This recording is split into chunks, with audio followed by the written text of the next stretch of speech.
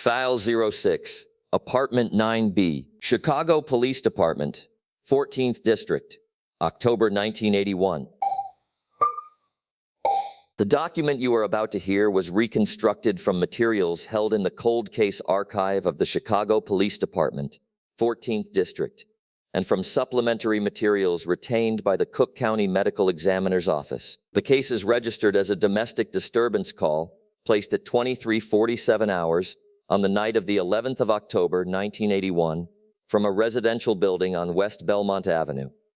The call was placed by a neighbor. The case was closed in less than 72 hours and was administratively classified as a non-criminal psychiatric incident, no victim identified. The case file consists of 2 officer statements, 1 detective's interview report, 1 Type 1 90-minute audio cassette, and a single evidence ticket for an object subsequently logged for destruction in 1994. The case file has been reopened in a limited capacity on 3 separate occasions, in 1994, in 2010, and in 2020.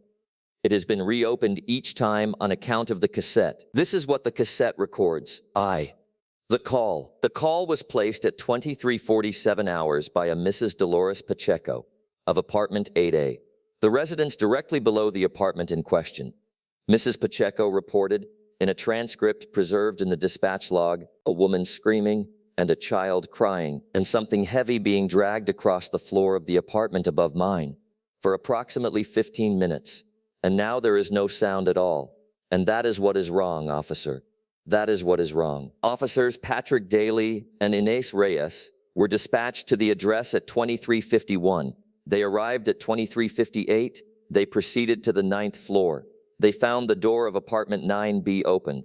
They entered with weapons drawn after announcing themselves 3 times. The apartment. From Officer Reyes's incident report, filed at 03:45 hours, 12 October, living room, overturned coffee table, lamp on the floor, glass broken, sofa cushions on the floor, television on, no sound, daytime infomercial, kitchen, overturned chair, on the wall above the stove, a smear in red-brown, approximately 2 feet in length, terminating at floor level.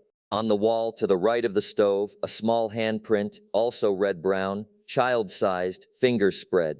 The handprint is at a height of approximately 3.5 feet from the floor. Bedroom 1. Undisturbed, single bed, made. Closet contains adult male clothing only. No personal items consistent with the presence of a minor. Bedroom 2. Door closed, locked from the outside with a sliding bolt installed on the exterior of the door at adult eye level. Officer Daly removed the bolt.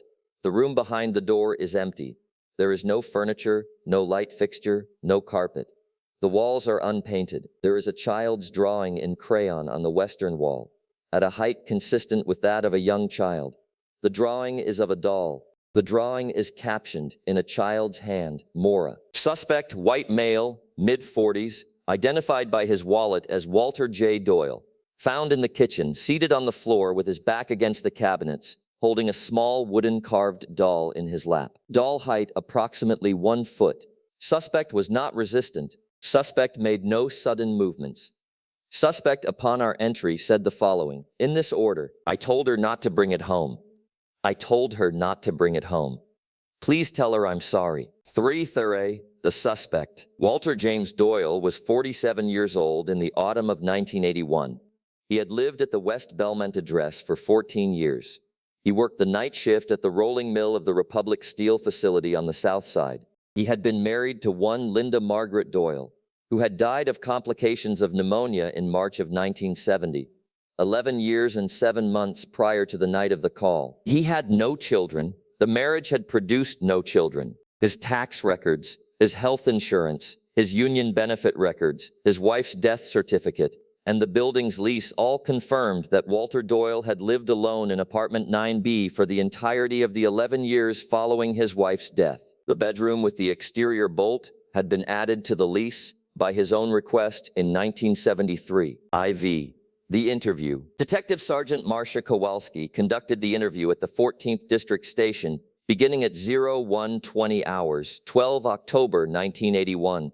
She placed a Type 1 90-minute cassette in a realistic CTR-80 desktop recorder and pressed record. What follows is reconstructed from the cassette transcript prepared in 1981, with annotations from subsequent reviews indicated where they apply. Kowalski. It's October 12, 1981, 01:23 hours. Detective Sergeant Marcia Kowalski, 14th District, interview with Walter James Doyle. Mr. Doyle, do you understand why you're here? Doyle, I understand. Kowalski, tell me about tonight. Doyle A, she brought it home. Kowalski, who did, Mr. Doyle? Doyle, my daughter, Annie. She was in the alley behind the building. She found it in the alley behind the dumpster.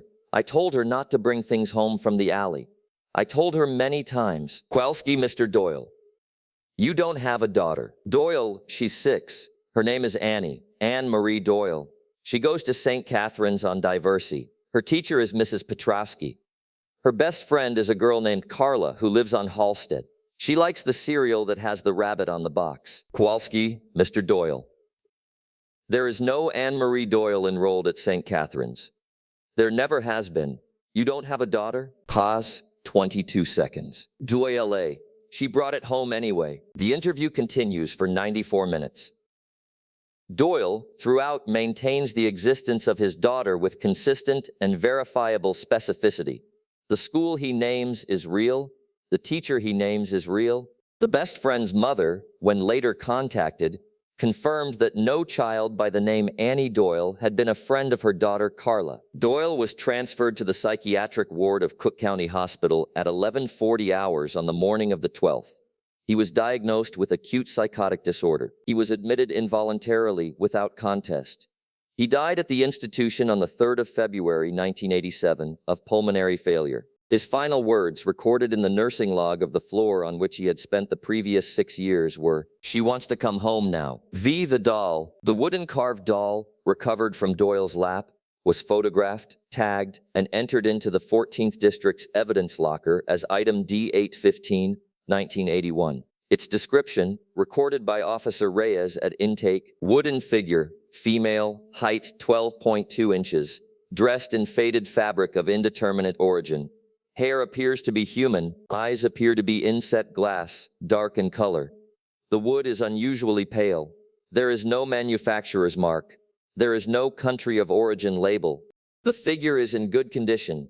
The figure is, in this officer's opinion, very old. The bedroom with the exterior bolt was photographed but not further investigated. The crayon drawing on the western wall, captioned Mura, was photographed in color. The photograph remains in the file. The drawing itself was painted over by the building's management when the unit was leased to a new tenant in May of 1982. The cassette, 1994. In April of 1994, the cassette was retrieved from the cold case archive as part of a methodological study being conducted by the department's training division on patterns of cooperative interview behavior. The reviewing officer, Detective Christine Albrecht, listened to the cassette in full at her desk over the course of a single working afternoon. Her note, attached to the file the following morning, reads as follows. There is a third voice on this tape. It is a child's voice.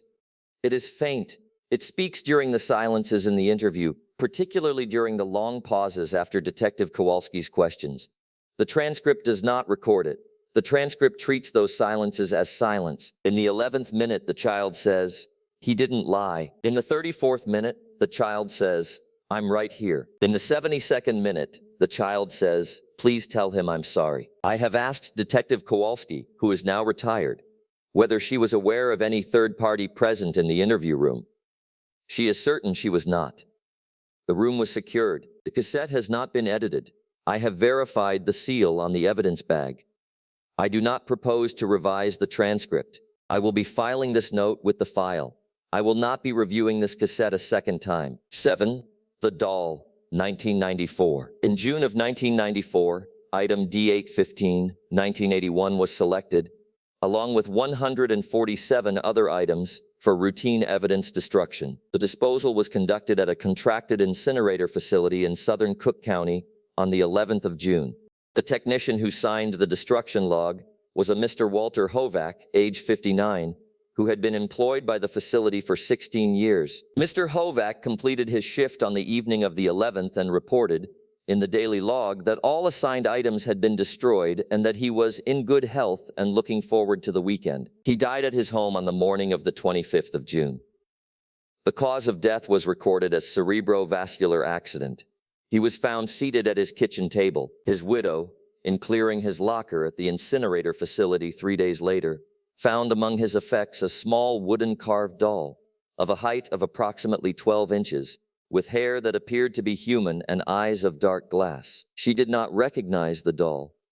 She did not retain the doll. She placed the doll in the dumpster behind the incinerator facility and returned home. The dumpster was emptied the following morning. The contents of the dumpster were not cataloged. The cassette, 2010 and after. The cassette was digitized in 2010 as part of a department-wide initiative to preserve audio evidence from the pre-digital era. The digitization was performed under controlled conditions by a contracted audio engineer. The digital file preserves the entirety of the original recording.